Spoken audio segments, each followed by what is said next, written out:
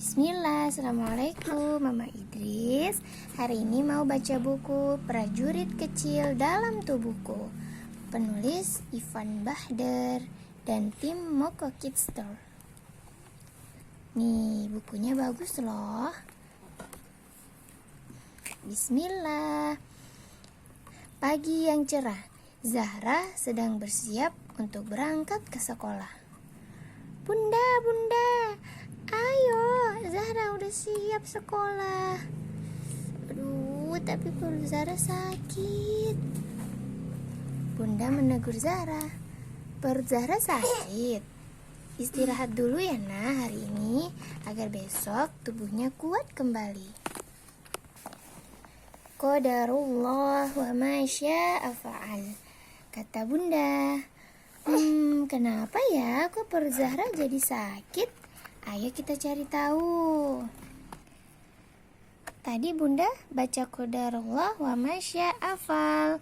Itu adalah suatu bacaan yang kita bisa baca ketika mendapatkan musibah, mengingatkan bahwa musibah itu merupakan takdir atau ketetapan dari Allah.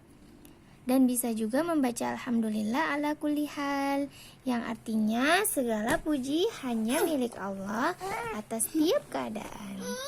Jadi kalau kita mendapatkan musibah, kita bisa membaca qadarullah atau alhamdulillah ala kulli hal. Lalu Zahra cerita sama Bunda.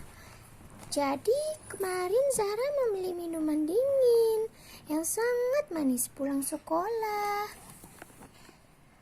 Gitu. Sepertinya gula yang dimasukkan berlebih ya nak. Alhamdulillah minumannya pasti enak. Tapi terlalu banyak gula bisa menyebabkan Zahra sakit perut dan berlanjut menjadi diare loh. Yuk, Bunda ceritakan rahasia yang ada di dalam tubuh kita. Wah, ini apa bang? Usus besar. Usus adalah tempat penyerapan nutrisi. Di dalam usus ada banyak prajurit kecil yang hebat. Salah satunya adalah bakteri Lactobacillus. Ini dia bakteri Lactobacillus. Kok kayak laktona? Bakteri ini bersama dengan sistem pencernaan lain akan membantu kita untuk mencerna makanan. Semua ini yang menugaskan adalah Allah lah nak. Semua ini bisa bergerak, bisa bekerja di dalam tubuh kita. Itu semua karena izin Allah. Lalu Bunda menyuruh Zahra untuk ganti baju dulu dan melanjutkan ceritanya. Bakteri Lactobacillus ini juga akan membuat kuman jahat penyebab sakit perut tidak betah. Senjatanya itu bernama lactic acid. Agar prajurit ini menjadi lebih banyak dan senjatanya lebih hebat, bakteri ini perlu diberi makanan yang sehat. Seperti apa ini bang? Sayur Dan buah. Ini sayur ya. Masya Allah, ini semua siapa yang menciptakan ya?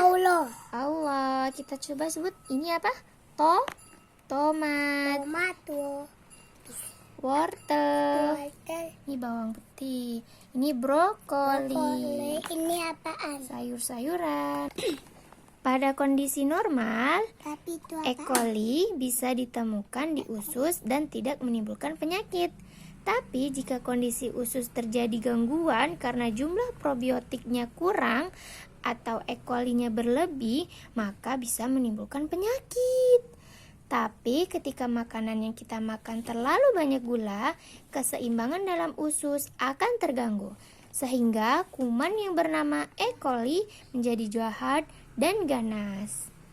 Kuman E. coli juga bisa masuk ke dalam perut melalui makanan, minuman, atau alat makan yang kurang bersih. Oh iya, kuman E. coli ini juga makhluk Allah loh. Allah yang menciptakan. Bakteri itu bertindak sesuai dengan ketetapan Allah. Semua ada hikmahnya. Terkadang ada hikmah yang bisa kita ketahui dan ada yang tidak bisa kita ketahui. Tuh, kumannya ya. Kuman ini akan sangat menjadi banyak dan besar.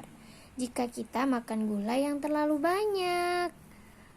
Kuman E. coli mengeluarkan senjata yang bisa merusak dinding usus yang membuat perut kita jadi sakit, serta dapat membunuh bakteri Lactobacillus.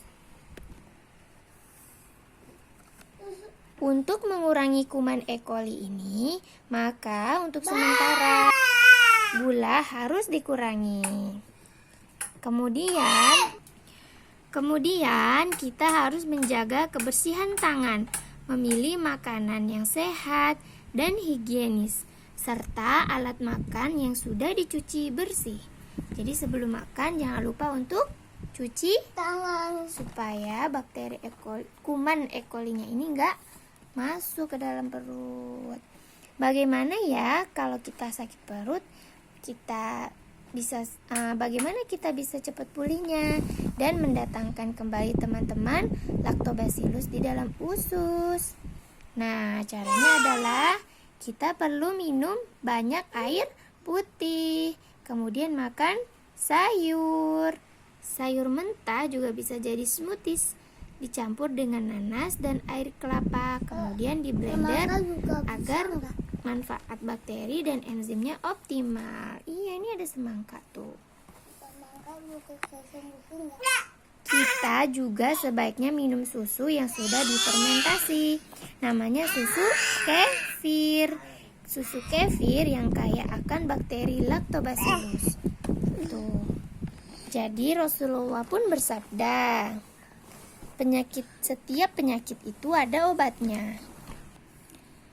Setiap penyakit ada obatnya. Apabila obat itu tepat untuk suatu penyakit, maka penyakit itu akan sembuh dengan seizin Allah Azza wa Jalla. Hadis riwayat Muslim. Ini namanya susu kefir. Dia banyak bakteri Lactobacillusnya. Jika Lactobacillusnya banyak, maka E. coli akan kalah. Dan insya Allah lama-lama sakit perutnya Zahra akan sembuh. Itu usaha yang bisa kita lakukan nih, Idis. Tapi jangan lupa, pertama-tama kita harus berdoa.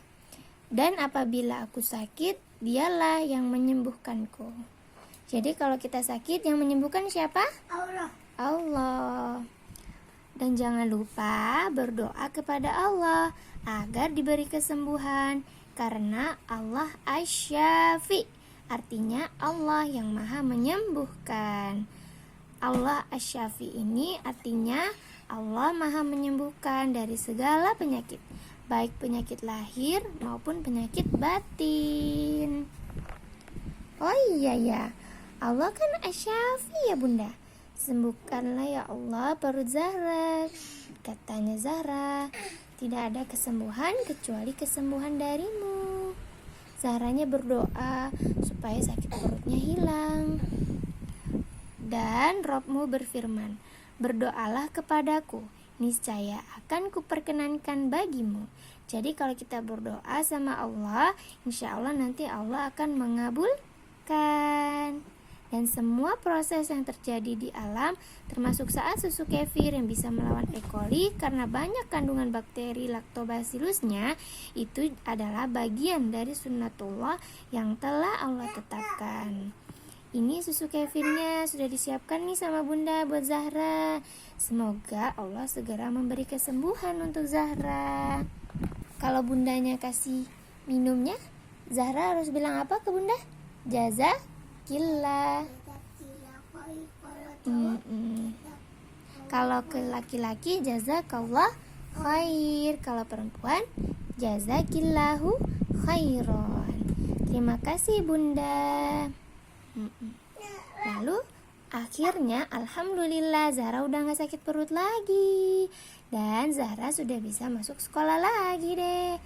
Zahra masuk ke dalam kelas, menyapa teman-teman dan juga ibu guru. Assalamualaikum ibu guru dan teman-teman. Alhamdulillah aku senang karena aku sudah bisa kembali sekolah.